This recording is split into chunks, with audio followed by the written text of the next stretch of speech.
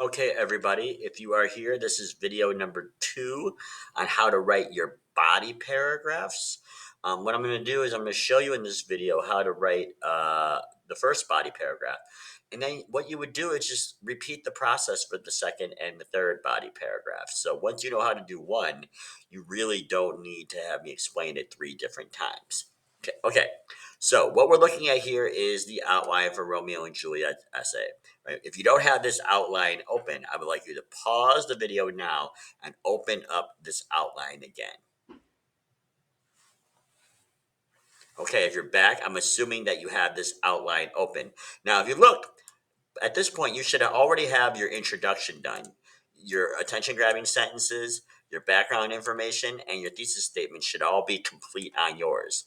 Now on mine, they're not complete because this is blank and I don't want to give too much information away. But your first paragraph should be done. If it's not done, then you are not done with your introduction and you need to go back and watch the first video and complete your introduction first. But if it is done, then you're ready to proceed now to your first body paragraph. Okay? So, uh, if you scroll down, you remember your thesis statement is what drives your paper. This is what your paper is all about.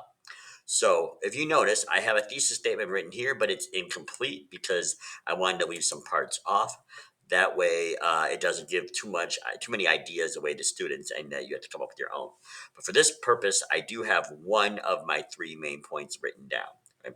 So I'm going to read my thesis statement again for you. This play is an iconic piece of English drama because, and here's my first point, young adults can relate to the events of the play. And then I would have 2 more points, a second and a third point, but I left those off. Now, why is it important to have 3 points? Because as you know, you have 3 different body paragraphs: body paragraph 1, body paragraph 2, and body paragraph 3. And each one of those body paragraphs is about a different point from your thesis statement. So, body paragraph 1 would be about this point, body paragraph 2 would be about this point, and body paragraph 3 would be about this point. So, for this tutorial only, I'm going to use my first example. So, my thesis statement says again, this play is an iconic piece of English drama because young adults can relate to the play. Right? Which I think is a good point. I think that's a good reason why a lot of people like this play so much over the last 400 years is that young adults like yourselves can relate to some of the events. Right? So that's my first main point. So because that's my first main point, that is how I'm going to start off my first body paragraph. So I want to begin by connecting a claim or point to my thesis statement. So I have to open up by talking about what my first point is.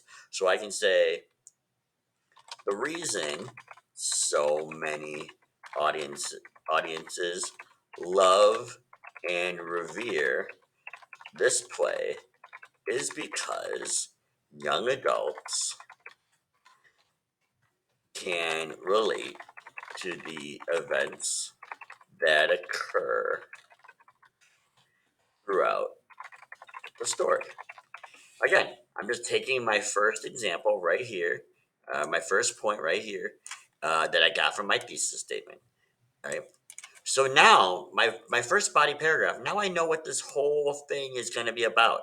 It's all going to be about this, how young adults can relate to the events that occur throughout the story. So now I have to provide 3 different examples of this statement. But before I do that, I want you to write your topic sentence for your first body paragraph, which you'll take right from your thesis statement. So in just a second, I want you to pause the video and write your your topic sentence. So pause the video now and do that. Okay, if you're back, then I'm assuming you have this box completed, where your first topic sentence done for your body paragraph, talking about your first reason, your first main point. Okay. So now what do I got to do? Now I got to prove this statement, right? This is the claim I'm making that young adults can relate to the events that occur in the story. And I got to prove that by giving actual examples from the story. And I like to work my examples through kind of the beginning towards the end. I like to go in chronological order, but you can do it any way you wish. To me, it just makes more sense chronologically.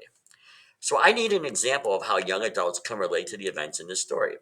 Well, if I'm struggling, you remember I came up with a list of all the major events that happen in this story, right? I shared this with you the other day, showed you this a few times, and what page you can find those events on. So let's just say I'm struggling. I know I'm not struggling, but let's just say I'm struggling and I can't think of an example of where young adults can relate to the events in the story. Well, what I do is I go back to my list and I start to look over my list, and all of a sudden, right away, the scene begins with a fight between the Montagues and the Capulets. And to me, that right away is something that young adults can relate to.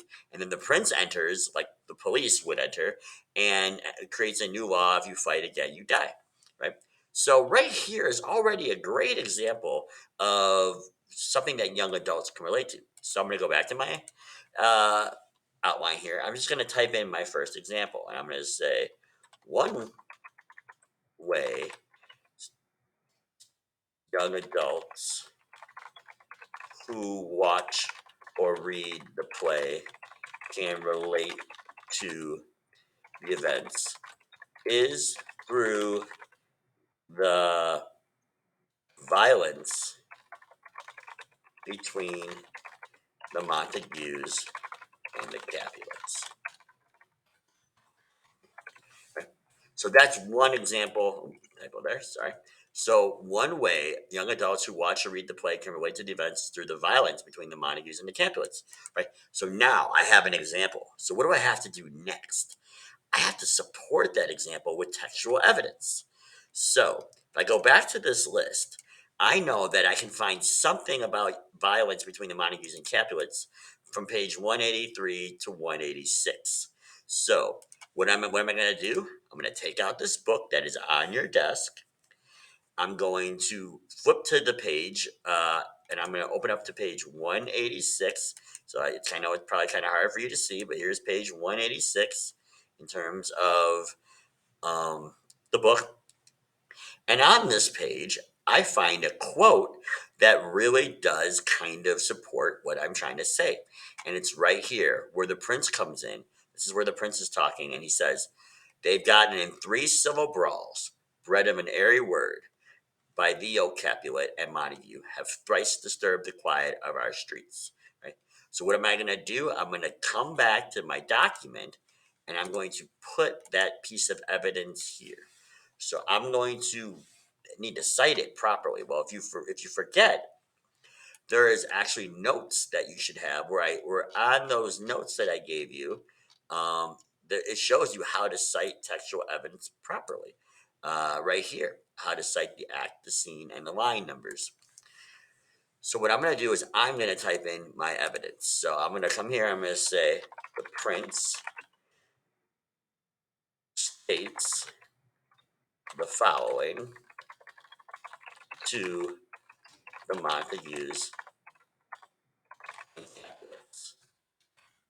I'm going to put in my quote: 3 civil brawls,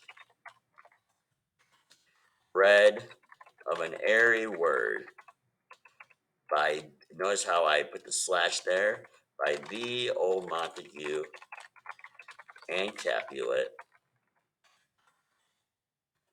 must slash for the, have thrice disturbed the quiet of our streets. So I put in a quote there, right? Now, have thrice, sorry, have disturbed the quiet of our streets. Now I have to cite the line and the act, the scene, and the line numbers. So this is, if I go back and you look, you want to cite act, scene, line number. So I have to go back to my page. I'm in Act 1, Scene 3, and these are lines, looks like 82, 83, 84. So I'm going to come back here. I'm going to say Act 1, Scene 1, 82 to 84. Those are the line numbers, and then period there. So if you notice, I have a quote here now from the prince that supports the fact that there is violence between the Montagues and Capulets. Right? And that quote supports exactly what I'm saying, but that's not enough. Now I have to elaborate. I have to add more detail, right? So I'm going to talk about this quote. So it says, what is suggested by this example? So I'm going to talk a little bit. The prince is stating that the Montagues and Capulets have recently been involved in three fights that started over airy words, which means words that mean almost nothing, empty words. So now I've talked about my quote and what my quote is kind of saying. Now the last thing I need to do is, why does my quote matter? What again? And you don't say it matters because you just write about why it matters. So what does my quote have to do with the point that I'm trying to make, right? So I'm going to talk about why this matters. Teenagers today understand and can relate to fighting that occurs over meaningless words. See what I'm saying? I kind of connected what happened in the story to my first example. Right? And I can even elaborate if I want to go on. There are many fights and moments of violence in our society today that begin with airy words, just as they happen in the story. And then I'm done. And I've given my first example. Now, I know that's a lot. So, this is a video that you might need to rewind and kind of go step by step here and kind of repeat the process. But once you've done that, you've given your first example and you're ready to go to another one. So, I would have to come up with another example of how young adults can relate to the story. And I would type that example here, and then I would give some more textual evidence, talk about that evidence and why it matters. And then if I can come up with a third example, I would write that here, support that with textual evidence, talk about what is suggested and why it matters. And that's it. Then I'm completely done with my first paragraph. I've given three examples to support my main point that young adults can relate to it. And then I would go to my second body paragraph, which would be about my second point. And then I would go to my third body paragraph, which would be about my third point. So hopefully this video kind of guides you. And of course, I'm here to help you if you need any kind of assistance.